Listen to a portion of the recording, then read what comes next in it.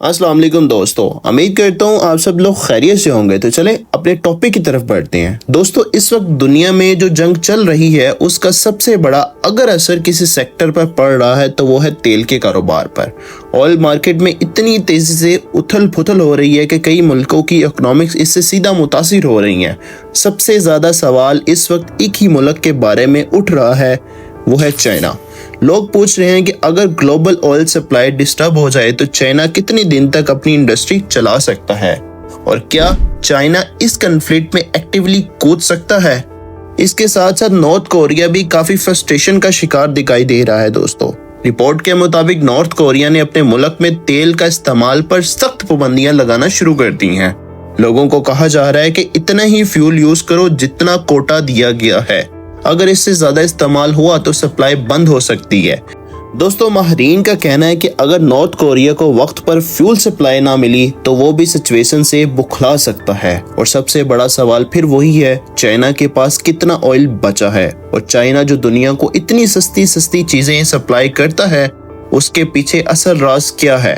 ये वो पॉइंट है जहां से ग्लोबल इकोनॉमिक्स गेम शुरू होती है। दोस्तों, दरअसल चाइना की मैन्युफैक्चरिंग पावर का एक बड़ा राज सस्ता एनर्जी सोर्स है। दोस्तों, चाइना काफी अरसे से ईरान से डिस्काउंट पर तेल खरीदता रहा है।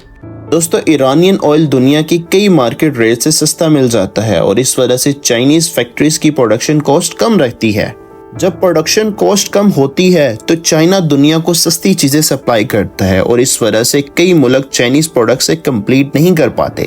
यहाँ पर एक और जियोपॉलिटिकल भी सामने आती है। दोस्तों, कुछ अमेरिकन ऑफिशियल्स का कहना है कि ईरान और वेनेजुएला दोनों एनर्जी मार्केट में बहुत अहम पोजीशन रखते हैं। एस्टीमेट के मुताबिक वेनेजुएला के पास दुनिया का सबसे ज्यादा ऑयल रिजर्व है, जबकि ईरान भी टॉप ऑयल रिजर्व रखने वाले मुल्कों में शामिल है। दोस्तों, इसलिए अगर इन मुल्कों की ऑयल सप्लाई डिस्टर्ब होती है तो ग्लोबल मार्केट पर सीधा असर पड़ता है। कुछ एनालिस्ट का कहना है कि अगर ईरान और वेनेजुएला की सप्लाई कंट्रोल हो जाए तो ग्लोबल एनर्जी पॉलिटिकल्स का बैलेंस ड्रामेटिकली चेंज हो सकता है। इस वजह से मिडल ईस्ट और अमेरिका की पॉलिटिक्स अक्सर तौर पर ऑयल के इर्द गिर्द घूमती रहती है।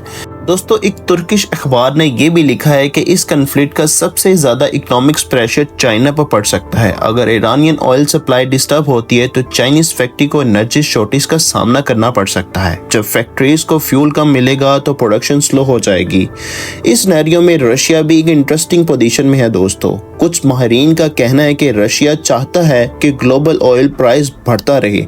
अगर तेल महंगा होता है तो रशिया जैसे ऑयल एक्सपोर्टिंग मुल्कों को सीधा फायदा होता है। इसलिए दोस्तों, जियोपॉलिटिक्स में एनर्जी का फैक्टर बहुत ज्यादा सेंटर रोल प्ले करता है। ईरान की तरफ से भी वार्निंग दी गई है कि अगर उसकी ऑयल फैसिलिटीज पर हमले जारी रहे तो ग्लोबल ऑयल प्राइस ड्रामेटिकली तौर पर बढ़ सकता है। माहिरीन के मुताबिक अगर स्ट्रेट ऑफ हार्मोज जैसे सप्लाई रूट्स डिस्टर्ब हो जाएं तो दुनिया के लगभग 20% ऑयल शिपमेंट मुतासिर हो सकती है। ऐसी सूरत में दोस्तों, ऑयल की कीमत रिकॉर्ड लेवल तक जा सकती है। अगर ऑयल प्राइस $200 पर बैरल तक चला जाता है तो इसका सबसे ज्यादा असर गरीब और डेवलपिंग मुल्कों पर पड़ेगा। फ्यूल महंगा होगा, ट्रांसपोर्ट महंगा होगा और फिर हर चीज की प्राइस बढ़ जाएगी। इसीलिए माहिरीन का कहना है कि असल गेम यह है कि चाइना को सस्ता ऑयल मिलना मुश्किल बना दिया जाए। अगर चाइना को महंगा ऑयल खरीदना पड़ा तो उसकी मैन्युफैक्चरिंग कॉस्ट बढ़ जाएगी, और जब मैन्युफैक्चरिंग महंगी होगी तो चाइनीज प्रोडक्ट भी महंगी हो जाएगी। अगर ऐसा हुआ तो दुनिया की इकोनॉमिक्स कंपटीशन का बैलेंस भी चेंज हो सकता है। इस वजह से एनर्जी पॉलिटिक्स को अक्सर 21वीं सेंचुरी का सबसे बड़ा स्ट्रेटेजिक बैटलफील्ड कहा जाता है। दोस्तों, सवाल यह है कि आने वाले महीनों में ऑयल मार्केट किस तरफ जा सकता है। क्या चाइना अल्टरनेटिव सोर्स ढूंढ लेगा या फिर ग्लोबल टेंशन ऑयल क्राइसिस को और गहरा कर देगा। आप इस बारे में क्या सोचते हैं, कमेंट में अपनी राय जरूर देगा। तो दोस्तों, आज की वीडियो की एनालिसिस बस यहाँ तक की थी। उम्मीद करता हूँ आपको ये इन्फॉर्मेटिव वीडियो काफी ज्यादा नॉलेजेबल लगी होगी। हमारे इस चैनल को सब्सक्राइब कर लें, सेफ और पाक न्यूज को, और बेल आइकन को लाजमी दबा लें ताकि हमारी वीडियो आप तक भर वक्त पहुंच सके। तो चलें नेक्स्ट वीडियो में मिलते हैं, तब तक के लिए अल्लाह हाफिज।